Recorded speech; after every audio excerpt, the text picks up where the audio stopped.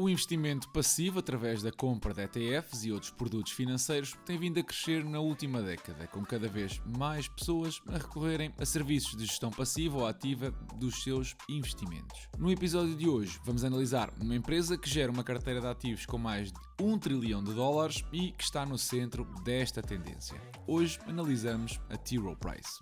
Vamos a isso.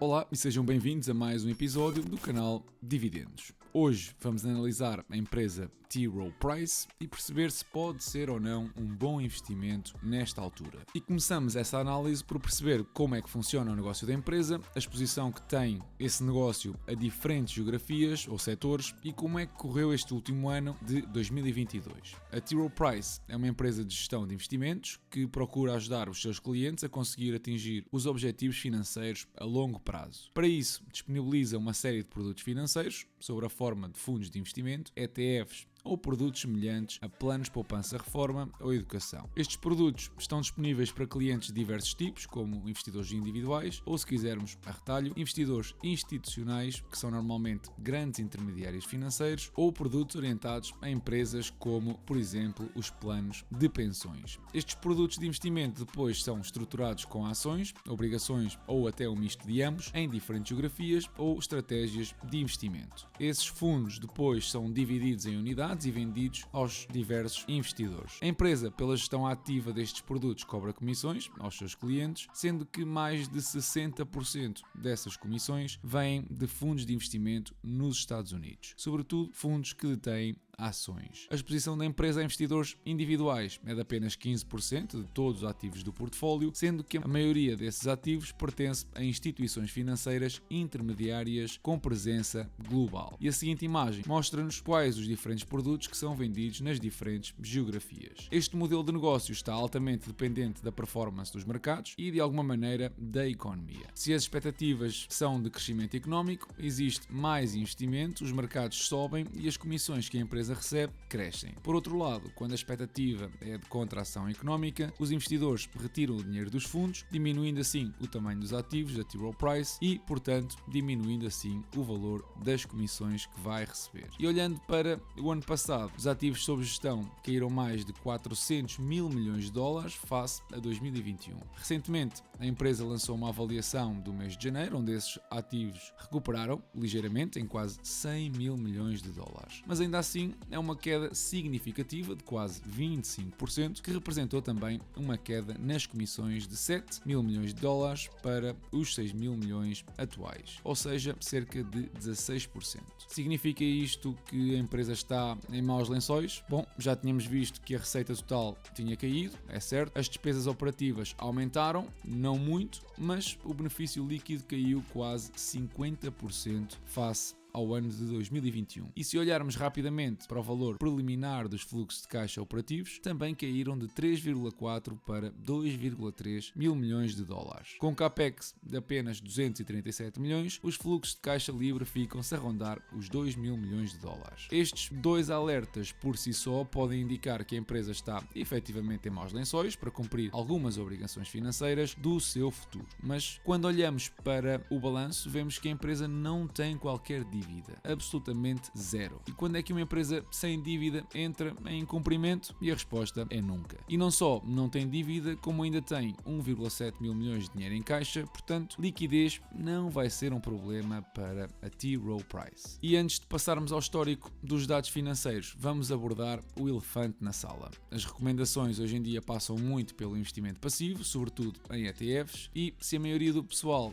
investe num tipo de ativos que é a principal concorrência da empresa, porque é que devemos acreditar no futuro da T. Rowe Price? Não fará mais sentido um lento declínio até ser completamente irrelevante e ultrapassada pela gestão passiva? E a empresa responde a este argumento com as rentabilidades a 10 anos. É difícil bater o índice, mas, segundo a T. Rowe Price, 54% dos seus produtos compostos por ações bateram o benchmark. ou a referência. 61% desses mesmos produtos superaram o rendimento de um fundo passivo semelhante e 69% superou a mediana do Morningstar. Para produtos mistos, compostos de rentabilidade fixa e variável, a diferença de rendimento é ainda mais relevante, fazendo desta uma gestora das mais reputadas a nível mundial. Ok, vamos agora olhar para os dados dos últimos 10 anos para perceber não só as tendências de algumas métricas financeiras, como também algumas dependências ou correlações. Se chegaste recentemente ao canal, eu gosto de usar a última década como referência para estimar os próximos anos e assim não me desviar muito daquilo que são os valores alcançáveis pela empresa. Olhando para a receita, EBITDA e benefício líquido, apresentam todos uma tendência de crescimento, com 2021 a ser claramente um ano histórico devido à recuperação dos mercados no contexto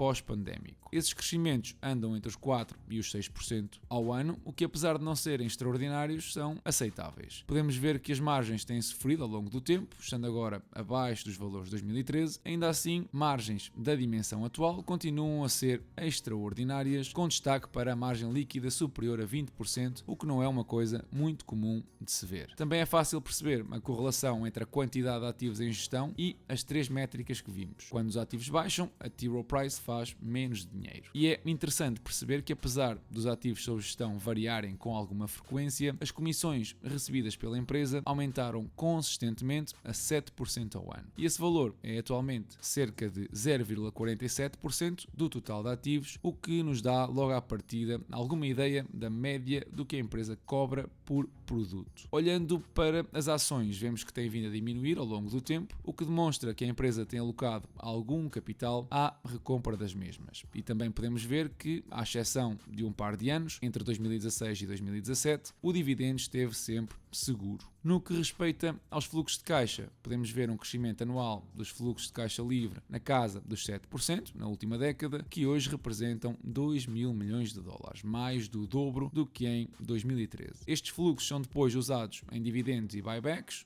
já que não existem outras necessidades ou oportunidades de crescimento ou expansão do modelo de negócio. Antes de passarmos às projeções, eu gostava de partilhar convosco uma das minhas métricas favoritas, sobretudo para empresas no setor financeiro com poucos ativos físicos, o Price to Book. Esta métrica dá-nos o valor patrimonial ou contabilístico da empresa e, como podemos observar, nos últimos 10 anos andou ali entre as 2,7 e as 4,7 vezes, o que significa que 2022 foi um ano onde esta métrica esteve no seu ponto mais baixo. Logo à partida, isto indica uma oportunidade que pode ou não ser confirmada pelas projeções que vamos fazer a seguir, mas que por agora é sem dúvida um ponto a favor. Bom, e é a altura de recorrer ao método do EV/EBITDA e projetar os benefícios até 2032. Até 2025 eu uso os valores dos analistas e a partir daí a média histórica da empresa. Como podem ver, obtenho um valor da ação em 2032 de 161 dólares, o que representa uma valorização de aproximadamente 2% ao ano até lá. E passamos já diretamente a outro método, porque no episódio de hoje vamos ver uns quantos e eu quero explicar-vos o meu raciocínio na seleção. Estimando os fluxos de caixa para esta empresa e novamente usando os valores dos analistas até 2025, uso crescimentos abaixo da média histórica até 2032. Ainda assim, obtenho um valor intrínseco para uma ação de 175 dólares. Isto para uma valorização anual expectável de